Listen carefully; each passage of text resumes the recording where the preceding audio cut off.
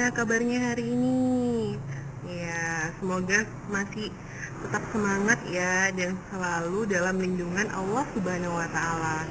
Oke, hari ini kita mempelajari prakarya. Nah, ini tentang ide dan peluang dalam kewirausahaan ya. Lebih fokus ke dalam produk kerajinan untuk pasar lokal. Nah, ya. Oke, kita lanjut. Nah, kita tahu sendiri ya bahwa wirausaha itu dapat menambah nilai suatu barang dan jasa melalui inovasinya. Nah, keberhasilan tersebut dapat dicapai apabila wirausaha ya menggunakan produk, nah, lalu proses dan jasa-jasa inovasinya sebagai alat untuk menggali perubahan. Nah, wirausaha itu ya sebagai penggerak perekonomian terletak pada kreasi barunya dan menciptakan sesuatu yang baru. Nah, ada nilai-nilainya. Lalu, wirausaha itu dapat menciptakan nilai dengan cara mengubah semua tantangan menjadi peluang. Nah, semua tantangan itu bisa diubah menjadi peluang melalui ide-idenya. Nah, melalui ide-ide tersebut lah, akhirnya kita bisa mengendalikan usaha. Nah, semua tantangan itu bisa menjadi peluang apabila terdapat inovasi di dalamnya. Oke? Nah, kita ketahui sendiri ya, kalau pasar itu terjadi karena adanya permintaan dari pembeli. Ya, ada permintaan dari pembeli. Nah, dan ada penawaran dari penjual. Nah, oke. Potensi pasar itu dapat diketahui melalui dua pendekatan. Ya, ada pendekatan permintaan dan ada pendekatan penawaran. Ya. Oke.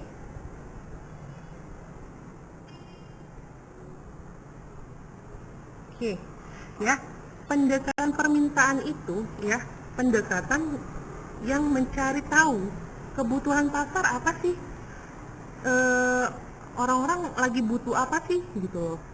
Nah, lalu ada pendekatan penawaran, di mana kita sebagai wirausahaan menawarkan produk-produk yang inovatif kita kepada pembeli.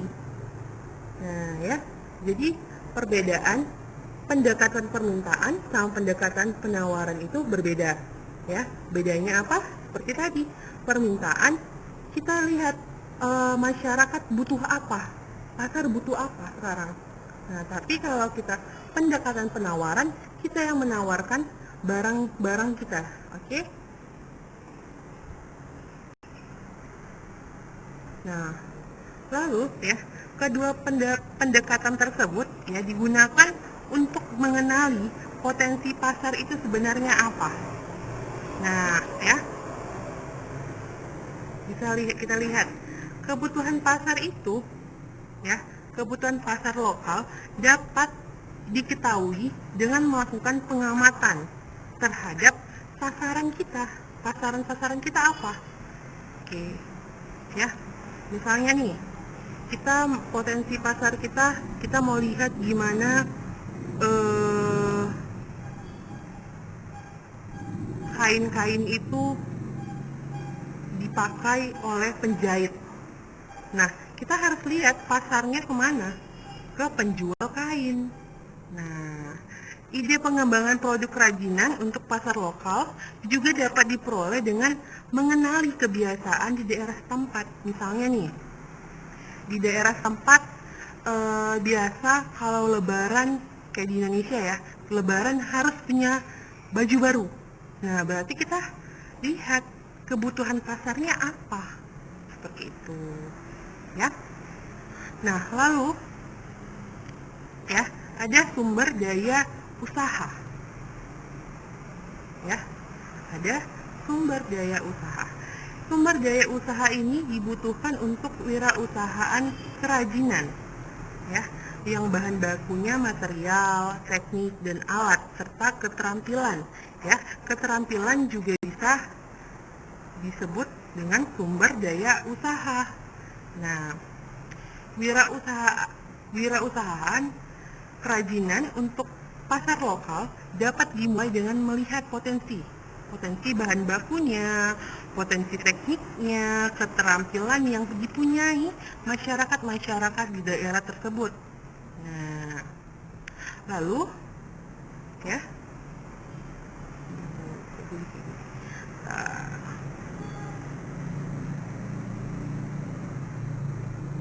nah selanjutnya ada beberapa teknik yang dapat digunakan untuk membuat kerajinan, diantaranya teknik ukir, ya kan?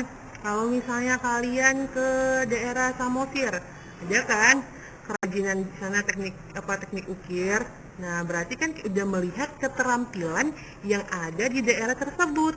Nah, lalu teknik sambung, teknik anyam, ya kan? Lalu ada teknik jahit. Nah, perancangan produk ini didasari beberapa faktor, yaitu fungsi produknya apa, penggunaan produknya, materialnya, lalu teknik pembuatannya, ada juga nilai estetisnya, dan harga jual.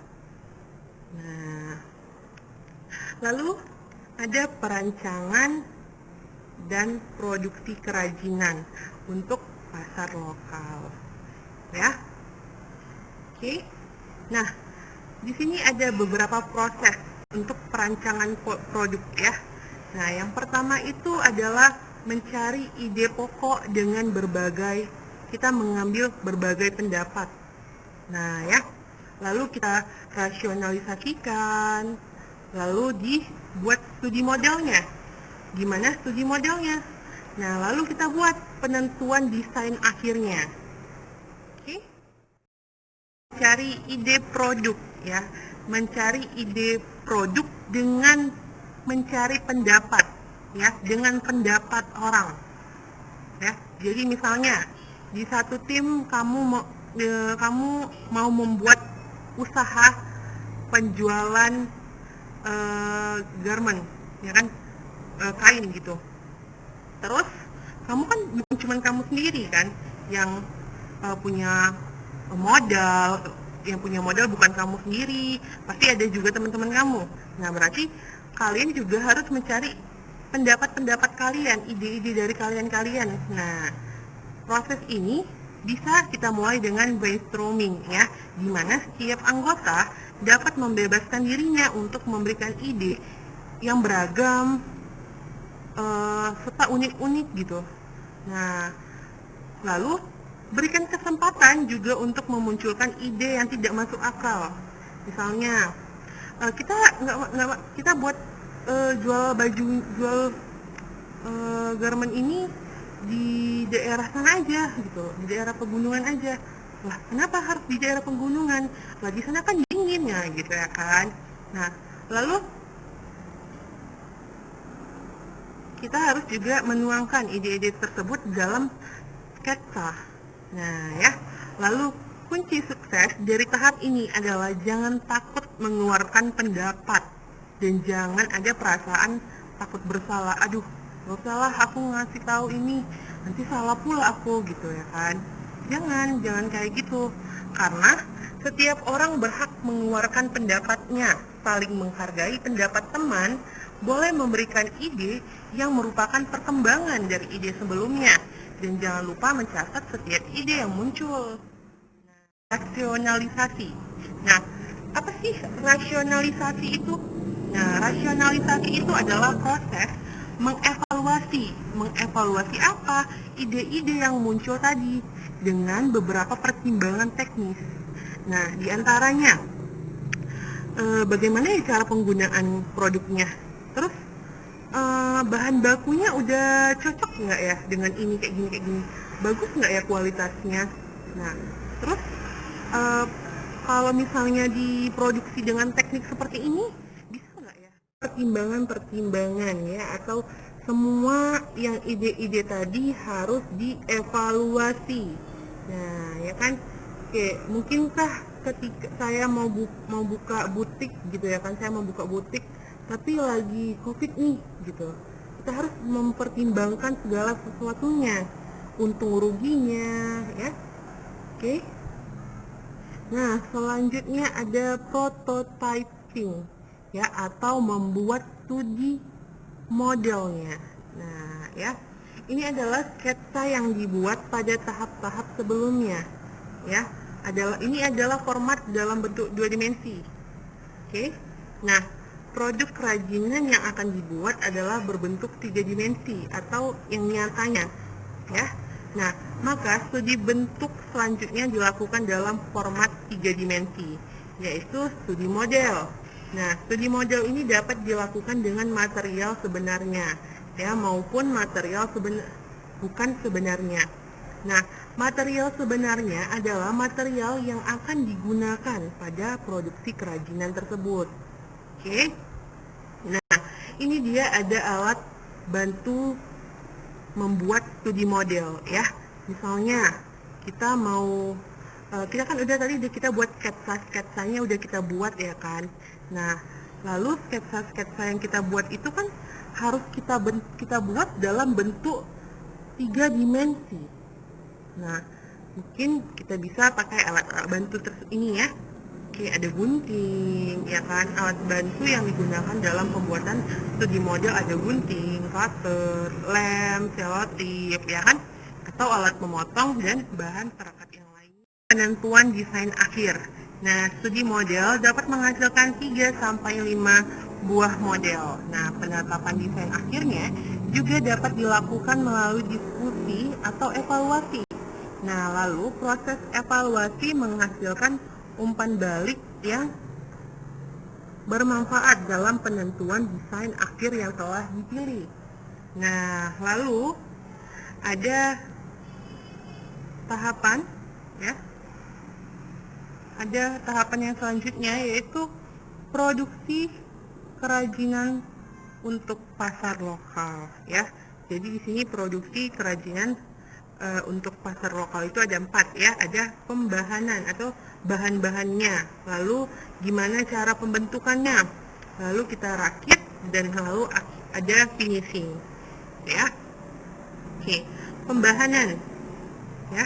Tahap pembahanan ini adalah tahap, ya, yang dibuat untuk mempersiapkan bahan baku agar siap diproduksi.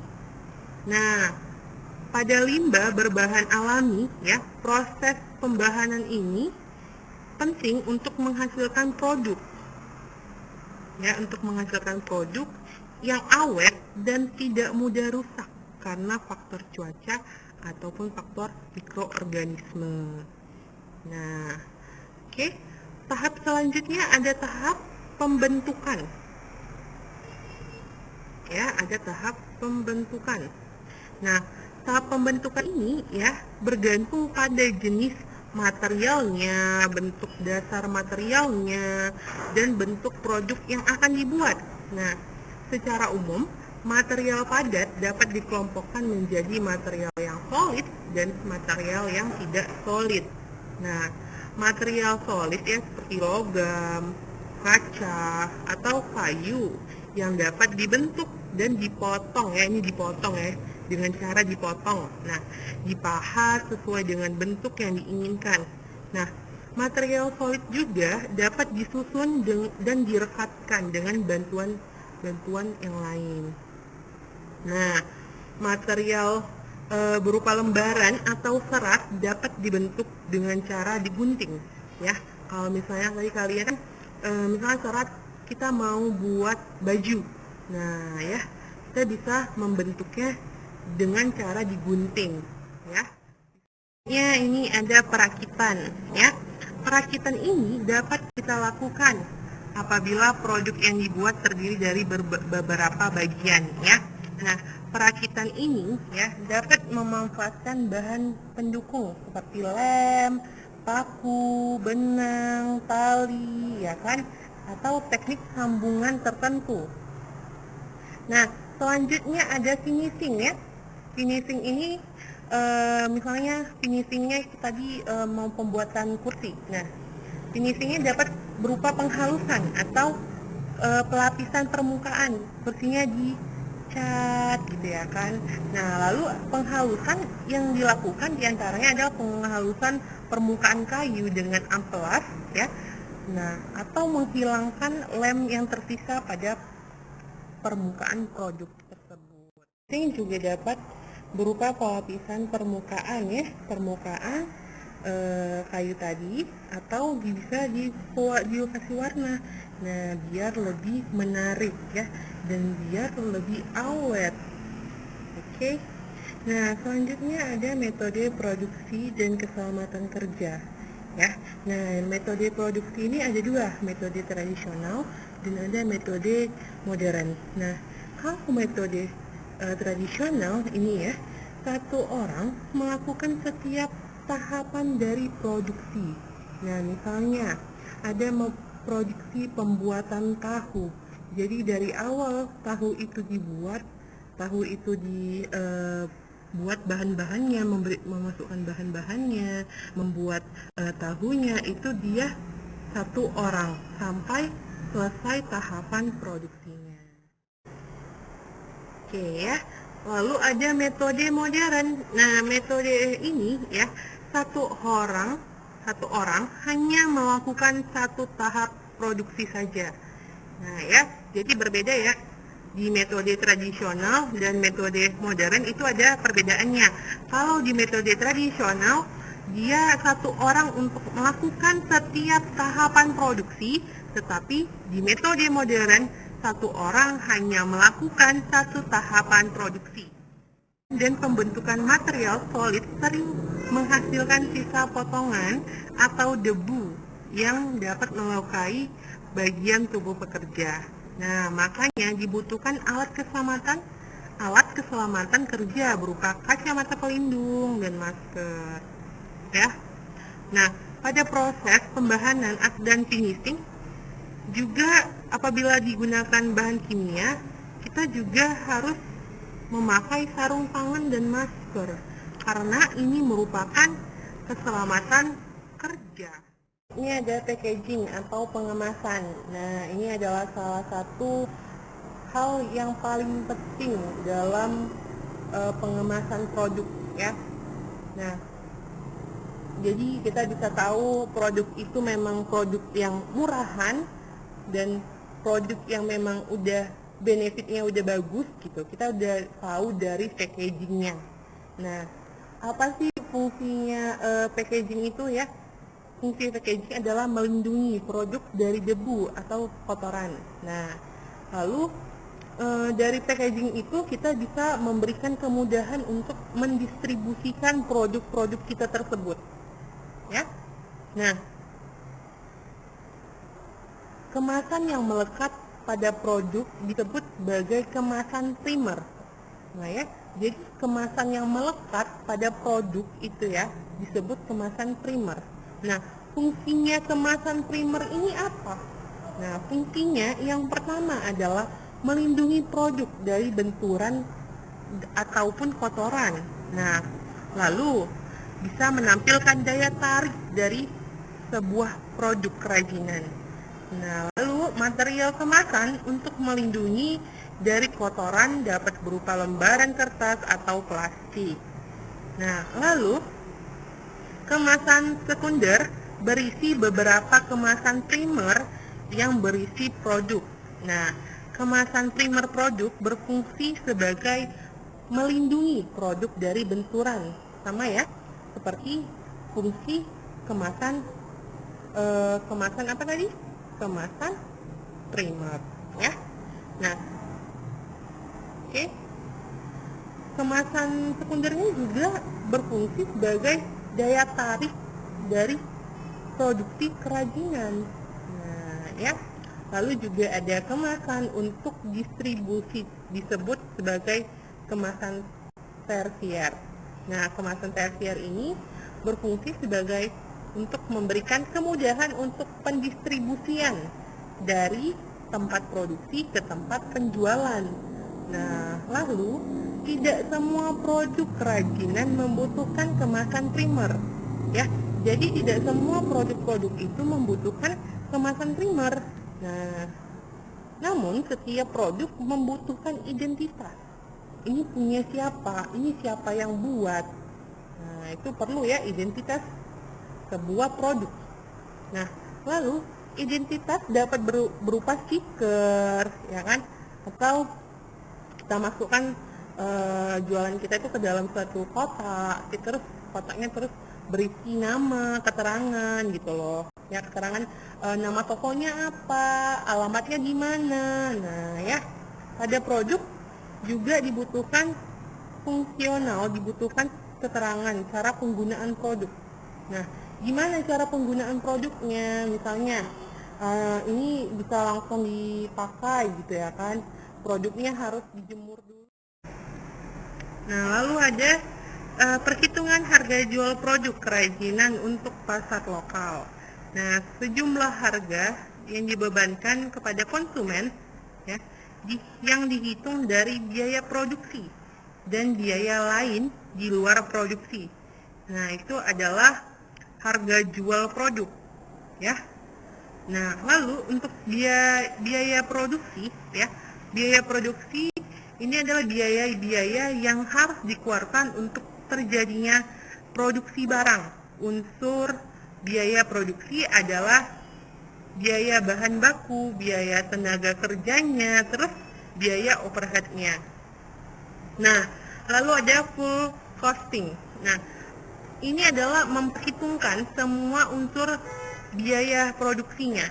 Ya, ada biaya bahan bakunya, biaya tenaga kerjanya, terus ada biaya overhead-nya. Nah, ditambah dengan biaya non produksi seperti biaya pemasaran. Nah, ya kan? Biaya pemasarannya, biaya administrasinya. Variable costing, ya. Variable costing ini adalah memisahkan perhitungan biaya produksi dengan biaya tetapnya.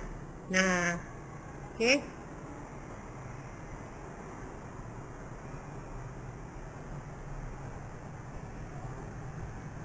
Nah, lalu ada metode penetapan harga produk secara teori dapat dilakukan dengan 3 pendekatan, ya. Ada 3 pendekatan untuk penetapan harga produk.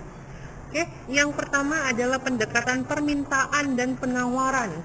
Nah, dari tingkat permintaan dan penawaran yang ada ditentukan harga keseimbangan dengan cara mencari harga yang mampu dibayar konsumen dan harga yang dapat diterima produsen sebagai terbentuk jumlah yang diminta sama dengan jumlah yang ditawarkan. Nah, lalu ada pendekatan yang kedua adalah pendekatan biaya. Nah, menentukan harga suatu produk ya dapat dengan cara menghitung biaya yang dikeluarkan produsen dengan tingkat keuntungan yang diinginkan baik dengan Markov pricing dengan break-even analysis. Nah, lalu ada pendekatan pasar ya. Pendekatan pasar ini merumuskan harga untuk produk yang dipasarkan, yang ingin dipasarkan dengan cara menghitung variabel-variabel yang mempengaruhi pasar dan harga seperti situasi, bagaimana kondisi politiknya dan persaingan. Ya, sosial budaya juga bisa menjadi pendekatan pasar ya untuk merumuskan harga sebuah produk. Nah, lalu kita masuk ke media promosi produk kerajinan untuk pasar lokal. Nah, promosi itu adalah salah satu strategi pemasaran ya, marketing. Promosi itu adalah marketing atau marketing kita gimana. Nah, oke. Nah, strategi pemasaran produk memanfaatkan produknya, place, price, terus promotion, atau kita kenal dengan sebutan 4P ya. Tujuan promosi juga adalah untuk mengenalkan produk kita kepada calon pembeli dan membuat pembeli membeli produk kita. Nah, promosi yang tepat akan diikuti oleh 4 bentuk respon dari calon pembeli. Nah, pertama adalah perhatiannya dari calon pembeli disebabkan oleh promosi yang menarik ya, oke, yang dapat didengar dan dilihat serta unggul dari promosi produk pesaing. Nah, lalu di sini ada media promosi, ada terbagi dua ya. Ada above the line dengan below the line. Nah, above the line itu adalah promosi melalui iklan ya. Seperti kita lihat ada iklan diterbitkan di koran gitu. Below the line ya, ini promosi dengan menyelenggarakan lomba kreativitas untuk mempromosikan produk alat gambar ya. Misalnya kalian adalah seorang desainer baju ya kan, desainer baju, terus kalian itu bisa melakukan promosi dengan below the line ya. Oke, kalian bisa menyelenggarakan lomba kreativitas untuk mempromosikan penjualan dengan sistem konsinyasi. Nah, ini gimana sih Bu? Sistem konsinyasi ini gimana sih? Nah, ini adalah penjualan dengan cara menitipkan produk kita kepada pihak lain untuk dijualkan dengan harga jual dan persyaratan sesuai perjanjian antara pemilik produk dengan si penjual. Oke, nah ini sering terjadi ya. Oke, penjual dengan sistem konsinyasi ini sangat banyak kita temui ya.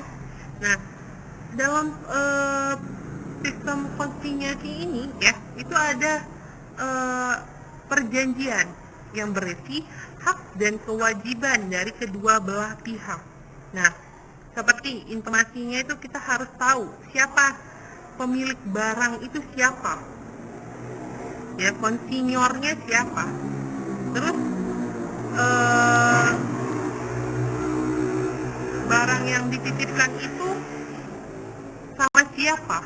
Nah, terus keterangan kayak mana sih teknisnya untuk penitipan barang itu gimana ya kan. Mungkin si penjual bisa jemput dari rumah si pemilik produk, atau si pemilik produk dapat membawa barangnya itu ke si penjual. Nah, itu adalah keterangan teknisnya ya. Lalu ada ketentuan penjualan. Nah, misalnya kalian jual satu produk kalian itu 5.000 ya kan, kalian juga harus memberi ketentuan kepada si penjual itu, ini aku jual 5.000 gitu loh. Nah, lalu ada ketentuan komisi ya, atau keuntungan yang akan diperoleh dari toko ya kan, atau keuntungan yang diterima si penjual, itu juga harus dibuat perjanjiannya ya.